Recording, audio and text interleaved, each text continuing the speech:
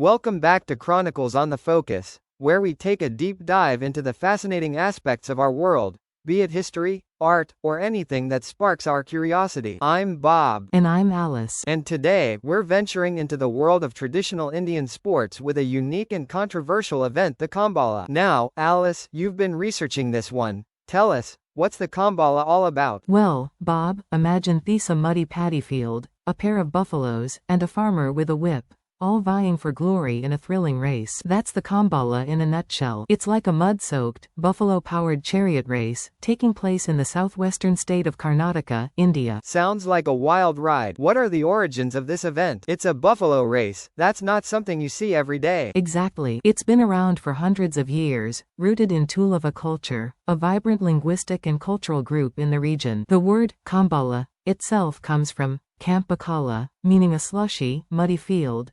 The perfect terrain for these buffaloes to really tear it up. Okay, so this isn't just some modern sporting invention. It's deeply connected to their history and traditions. Anything else you uncovered about the history? Maybe some fun facts or details? Fun fact: the Kambala wasn't always a competitive event. It used to be a ritualistic race, where farmers would race their buffaloes to thank the deities for protection against disease. It's a reminder of how sports can be woven into the fabric of a community's beliefs and practices. Wow, that's fascinating. It reminds me of ancient Roman chariot races being linked to religious ceremonies. But you mentioned a whip.